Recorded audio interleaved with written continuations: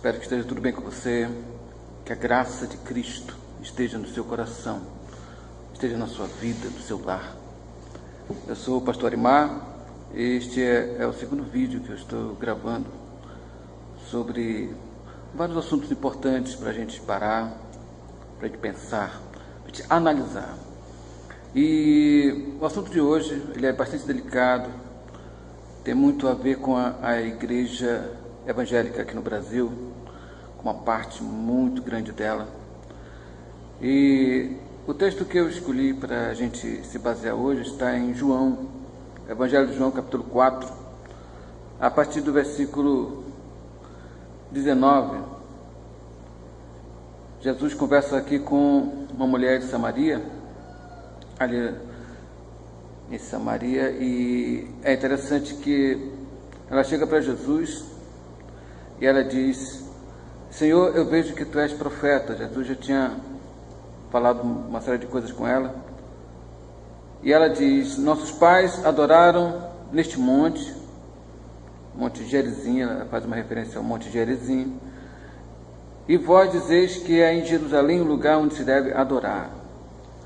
Disse-lhe Jesus: mulher, crê-me que a hora vem em que nem neste monte, nem em Jerusalém adorareis o Pai. Vós adorais o que não sabeis, nós adoramos o que sabemos, porque a salvação vem dos judeus. É interessante que nessa conversa com a samaritana, Jesus ele toca numa questão bem delicada, a questão de lugar de adoração, a questão de lugar de devoção. E os samaritanos acreditavam que o Monte Gerizim seria o lugar instituído por Deus para que eles pudessem falar com Deus, pudessem se conectar com Deus. Era o monte sagrado deles. Já os judeus diziam que o lugar sagrado era em Jerusalém, a cidade do rei Davi. E a mulher samaritana, com uma sinceridade muito grande no coração, queria saber de Jesus exatamente quem estava certo, qual era o lugar sagrado mesmo, o lugar de adoração, o lugar de devoção, o lugar onde eles poderiam se conectar com Deus. E Jesus diz algo muito importante para ela. Jesus diz para ela que vai chegar o dia e a hora em que não vai depender do lugar externo, do lugar geográfico, mas do lugar interno, no coração. Os seres humanos eles têm uma tendência muito grande a adorar lugares, a reverenciar lugares geográficos. Esse lugar é mais sagrado que aquele, esse lugar ele tem uma conexão melhor com Deus do que aquele. Eu não sei se eles se baseiam com a questão de sinal Wi-Fi, eles acham que com Deus acontece parecido. Tem lugar que o Wi-Fi funciona melhor para falar com Deus, tem lugar que não. Existem pessoas que vão orar nos montes porque acreditam que lá eles estão mais perto de Deus. E quando a orientação de Jesus com relação à oração foi: entra no teu quarto, tranca a porta, e teu Pai que vem em secreto te recompensará. Ou seja, a conexão com Deus ela é muito simples, ela não depende do lugar onde a pessoa esteja, depende do estado do coração da pessoa, depende de como esteja o coração dela, o quanto o coração dela esteja realmente sincero, realmente devotado para Deus, cheio de motivações corretas. Então Deus ouve, e ele fala com a samaritana sobre isso. Ele menciona algo muito interessante. Ele diz que a salvação vem dos judeus. Mas quando ele falou que a salvação vinha dos judeus, ele estava falando de algo bem específico. Ou seja, ele estava falando dele mesmo. A salvação, o próprio Cristo. Ou seja, o povo judeu foi a porta de entrada para que o Messias viesse ao mundo e pudesse morrer por nós, pelos nossos pecados, e pudesse nos salvar. Agora, com relação ao povo judeu, como povo mesmo, ele faz parte de uma história separada da igreja. Ou seja, judeu é judeu, igreja é igreja. Nós vivemos dias em que parece que a igreja ela está com vergonha de ser igreja. Vivemos dias em que a igreja parece que ela acha pouco ser igreja. E eles estão incorporando uma série de atividades judaicas, conceitos judaicos, maneirismos judaicos. A igreja, em particular aqui no Brasil, ela está virando muito judaica. É o judaísmo sendo incorporado aos rituais da igreja. As pessoas estão querendo se parecer com o judeu, estão querendo se parecer com Israel. E é interessante que eles querem se parecer exatamente com o povo que não reconheceu o Messias, com o povo que criou todos os mecanismos necessários para que o Messias fosse crucificado. Jesus, ele entra no mundo pelo povo judeu, mas Jesus é do mundo inteiro. Quando Jesus chega, não existe mais acepção de pessoas. E Jesus, ele forma um povo específico, a quem ele chama de igreja. E você vai observar, se você ler com o coração aberto todo o Novo Testamento, você vai observar que a igreja, ela é igreja e judeu é judeu. A Bíblia trata esses dois povos como dois povos bem específicos. Por exemplo, você abre a sua Bíblia em Apocalipse. Se você tiver uma Bíblia aí próxima a você, faça isso. Abre Apocalipse. Se você for ler o primeiro, o segundo e o terceiro capítulo de Apocalipse, você vai ver uma quantidade enorme de vezes a palavra igreja. Ouça o que o Espírito diz, a igreja de Laodiceia, a igreja de Esmirna, a igreja de Éfeso. Então você vai ver ali várias e várias vezes a palavra igreja. Quando você chega do capítulo 4 para frente, a palavra igreja simplesmente desaparece. Você vai encontrar a palavra Israel, você vai encontrar várias vezes Israel para todo lado. Você vai encontrar Israel entre aqueles que foram marcados para evangelizar no período da grande tribulação. Você vai encontrar Israel em vários sentidos, em várias áreas. Mas você não vê mais a palavra igreja. Por quê? Por que não aparece a palavra igreja do capítulo 4 para frente? E por que não aparece Israel no capítulos 1, 2 e 3? Por que parece tudo bem separado? Porque na mente de Deus são dois povos diferentes. O povo de Israel se refere a um povo nacional, a uma nação específica. E a igreja se refere ao corpo de Cristo, formado por pessoas de todas as nacionalidades, inclusive de Israel, claro, e que fazem parte desse grupo chamado Corpo de Cristo. E no tempo dos apóstolos, ali logo após a ascensão de Jesus aos céus, os judeus convertidos, os discípulos que vinham do povo judeu, eles tentaram misturar a igreja com Israel, tentaram colocar as práticas judaicas, as festas judaicas, sabe, todas as indumentárias judaicas no meio da igreja. Isso causou um problema enorme. Você, quando lê, por exemplo, o capítulo 15 de Atos, você vai ver que estavam querendo impor ao pessoal gentil. Gentil eram as pessoas que não eram judaicas, judias, e estavam tentando colocar sobre os ombros do pessoal não judeu todas as atividades do pessoal do Antigo Testamento. Isso causou um problema enorme. E no capítulo 15 de Atos, eles fazem uma grande reunião para definir exatamente o que eles iam trazer do Antigo Testamento, que seria interessante a igreja recém-formada adotar. E eles chegaram a algumas conclusões, e nenhuma delas fala das atividades judaicas do Antigo Testamento. Ou seja, o judaísmo, ele é uma religião diferente do cristianismo, mas estão fazendo uma miscigenação, uma mistura, e estão confundindo a cabeça de muitas pessoas com isso. E o apóstolo Paulo, vendo essa situação, ele escreve a carta aos Gálatas, e na carta aos Gálatas, se você for ler, Paulo ele condena veementemente esse tipo de situação. Ele chegou a ficar um tempo separado de Pedro. Ele teve problemas com Pedro, porque Pedro tinha uma mente muito judaica. E Paulo ele entendia que o evangelho ele vai além dos portões de Jerusalém. Ou seja, o Evangelho ele não se prende a Jerusalém. O Evangelho vai muito além. E o Evangelho ele leva as pessoas a entrarem no corpo de Cristo. E o corpo de Cristo, chamado igreja, ele tem toda uma outra fundamentação, ele tem outros rituais, ele tem uma outra maneira de enxergar a vida. Ele enxerga a vida a partir de Cristo, a partir do Evangelho. Isso é toda uma outra história, todo um outro contexto. O negócio é que as pessoas, especialmente aqui no Brasil, estão tentando misturar isso tudo e fazer uma confusão danada. Mas eu acho interessante algumas coisas. Por exemplo, as pessoas elas querem as práticas do Antigo Testamento. Mas eu não entendo por que eles também não adotam a circuncisão.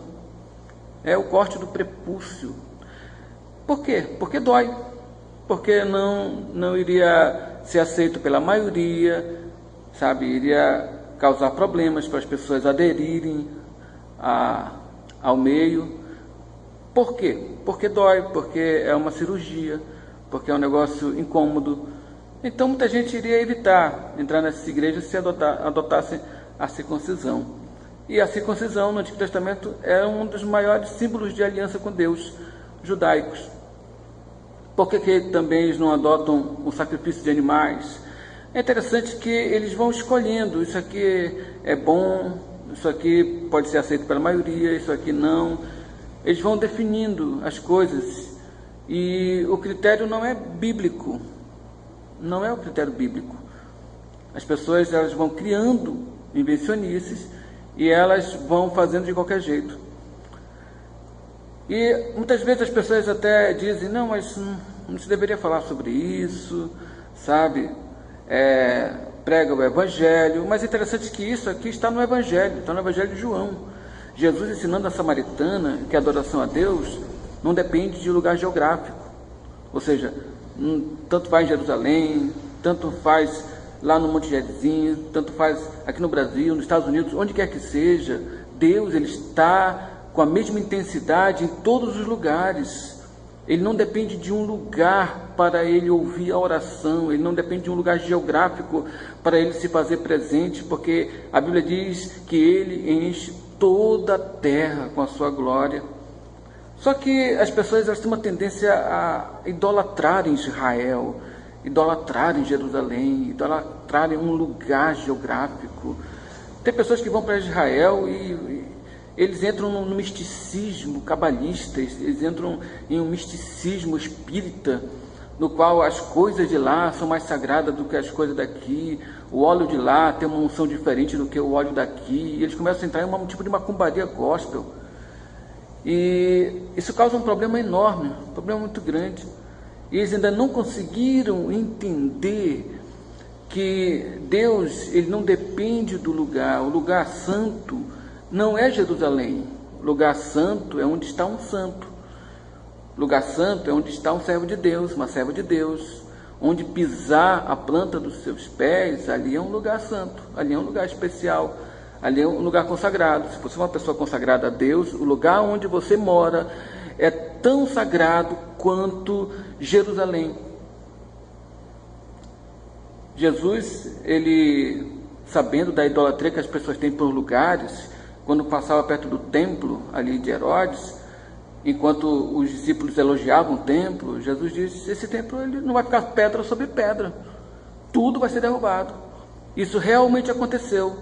No ano 70 da era cristã, no ano 70 depois de Cristo, o general romano Tito invade Jerusalém, destrói o templo, massacra totalmente as pessoas que estavam lá em Jerusalém.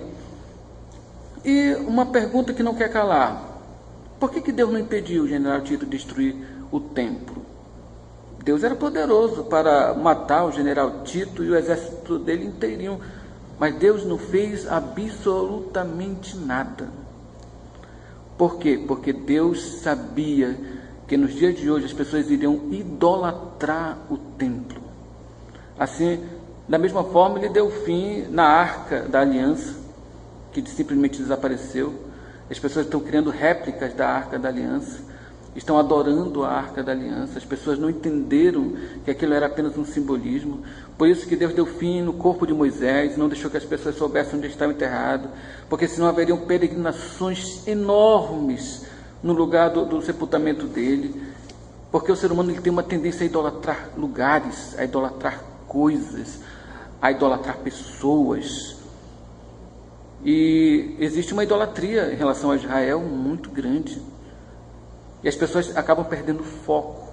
Jesus disse: haveria o dia em que existiriam adoradores, que o Pai busca, procura, que adorem a Deus em espírito e em verdade. Ou seja, o lugar de adoração não é mais um lugar geográfico. O lugar de adoração é no coração, é dentro da alma. Sabe, aquele seu quarto, por menor que ele seja, sabe, por mais simples que ele seja, aquele lugar ali é um lugar sagrado de adoração. Quando você dobra seu joelho diante do verdadeiro Deus, com fé no coração, com sinceridade na alma, Ele ouve você, Ele atende você, sabe? Existem pessoas que idolatram os templos, sabe? A oração que foi feita no templo, ela tem mais força, sabe? O Wi-Fi de Deus funciona melhor do que a oração que eu faço lá em casa. E tem pessoas que correm para o templo, imaginando que ali a oração vai ser mais ouvida.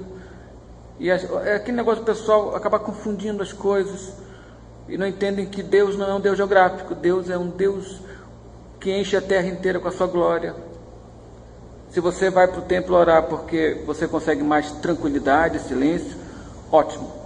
Mas se você vai para o templo orar porque você idolatra o lugar, porque você acha que o lugar tem uma essência diferente, então você está tratando as coisas com misticismo.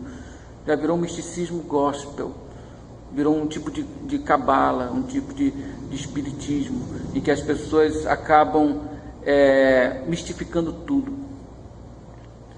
Então, a Bíblia Sagrada é muito clara em dizer que igreja é igreja. O mundo nunca precisou tanto de que a igreja fosse igreja, de que a igreja levasse o evangelho de Cristo, mas o verdadeiro evangelho, não esse evangelho misturado, não esse evangelho falsificado, no qual as pessoas estão misturando tudo, sabe? Parece que as pessoas não entendem que o evangelho ele é assim mesmo, ele é simples. Só que as pessoas não aceitam o evangelho simples.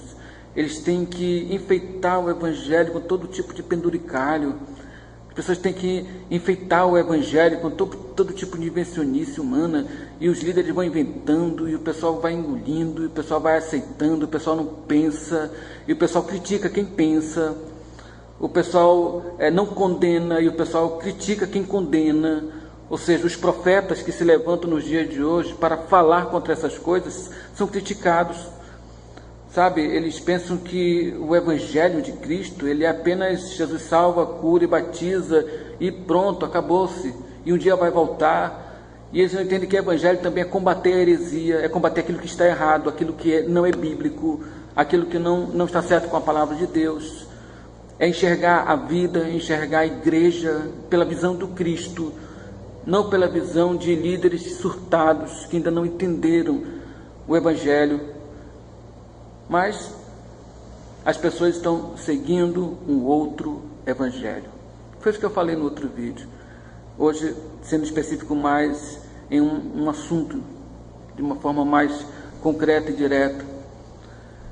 Então é isso. Siga o evangelho de Cristo. Sabe, você quer conhecer Cristo? Leia a palavra dele. Entenda a vida a partir dele.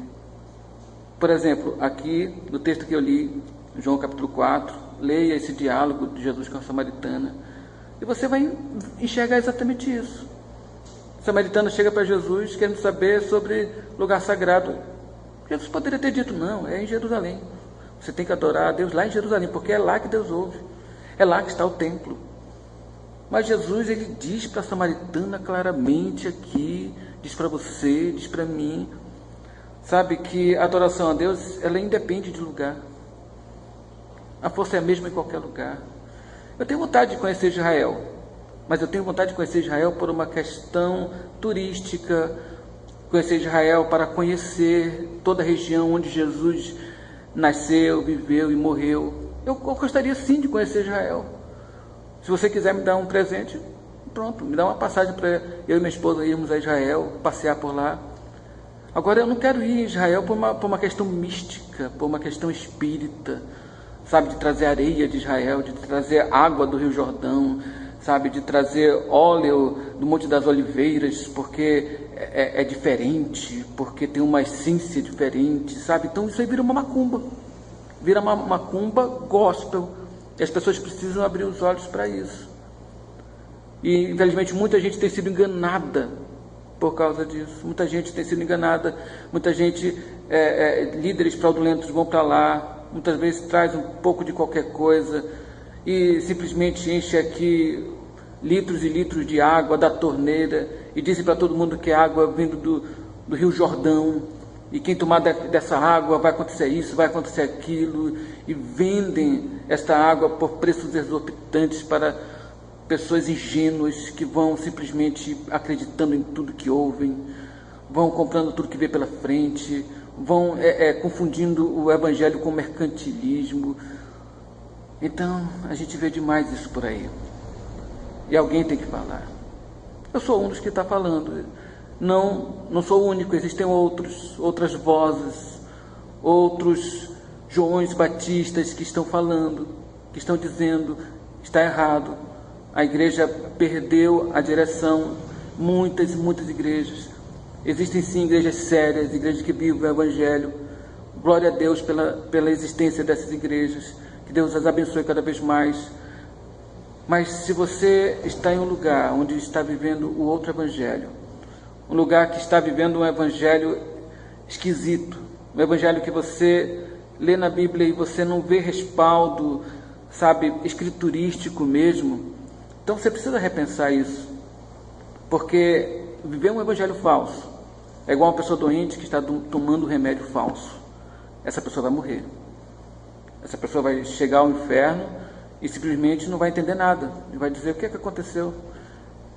Sabe, eu estava fazendo tudo o que os meus líderes estavam mandando, e é exatamente isso, você estava fazendo tudo o que os seus líderes estavam mandando, mas você não estava fazendo o que Deus estava esperando que você fizesse. É a pessoa que tomou um remédio falso, ela morre, quem sabe chega do outro lado e diz: o que aconteceu? Por que eu morri? Eu estava tomando os remédios na hora certa, não falhava em nenhum sequer, e alguém do outro lado vai dizer: bom, aquele não era realmente o remédio indicado para você, você foi enganado. E nós precisamos voltar ao verdadeiro evangelho. Essa mistura de igreja com judaísmo, uma igreja judaizante, essa aberração, irmãos, isso é apenas uma parte. Existem muitos outros pontos em que muitas igrejas têm errado, têm se afastado do Cristo, da cruz. Sabe, a cruz não é mais suficiente. Cristo, ele não é mais o Cristo bíblico, o Cristo real. É um Cristo que foi todo alterado, todo desconfigurado pela religião, todo desconfigurado pelo cristianismo que a gente vê nos dias de hoje. E se você duvida de mim, olhe para a palavra. Ainda ontem na pregação aqui na igreja eu estava falando sobre isso. Jesus, ele diz no capítulo 6 de Mateus: quando fores orar, entra no teu quarto, tranca a porta, e teu pai que vem em secreto, ele vai te ouvir, e ele vai te recompensar. Ou seja, em outras palavras, você precisa de uma bênção, você precisa de um milagre, você precisa que algo extraordinário aconteça na sua vida. Bom, o mapa é esse, a cartilha é essa: entra no teu quarto, tranca a porta, ora com sinceridade e fé, e o seu pai que vê você ali em secreto, ele vai te recompensar, ou seja, ele vai ouvir você, ele vai realizar o milagre que você precisa, ele vai atender você, porque ele ama você, porque ele se importa com você. Só que hoje em dia a coisa não funciona assim. Isso é simples demais. Não precisa dos mais variados rituais, sabe? Precisa fazer isso e propósito não sei das quantas, sabe? As pessoas estão pagando pela sua bênção E é interessante que Jesus disse: aquilo que você recebe de graça, você dá de graça. Ou seja, a bênção que você recebe é de graça. Por que você está pagando tanto por ela, se ela é de graça? Ela é de graça, é gratuita. Você está pagando por uma coisa gratuita. É isso que está acontecendo. E as pessoas fazem os mais variados rituais, os mais variados sacrifícios, sabe? Geralmente tem a ver com a área econômica. E os líderes vão pressionando, os líderes vão dizendo: olha, se você fizer isso, vai acontecer aquilo.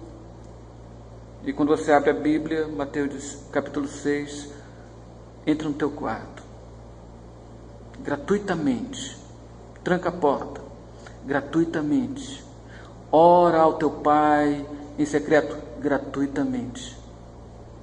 E teu Pai, que vê você ali, com a sinceridade de coração, sabe, sem câmeras, sem holofotes, Ele ouve você e Ele te recompensa, Ele atende, Ele ouve, Ele abençoa você gratuitamente. O Evangelho é isso, é gratuito. Jesus pagou tudo o que tinha que pagar ali na cruz. Ele pagou tudo o que tinha que pagar. Você não precisa pagar por mais nada. Você só tem que receber a salvação que Ele ofereceu para você. Buscar em primeiro lugar o reino dEle, a justiça dEle. As demais coisas vão ser acrescentadas. Ele vai cuidar das áreas da sua vida que estão danificadas, que estão prejudicadas, que estão necessitadas. Basta você colocar Ele em primeiro lugar. Basta você se ajoelhar aos pés da cruz todos os dias. E o Senhor vai abençoar grandemente a sua vida. Então, fuja deste evangelho misturado.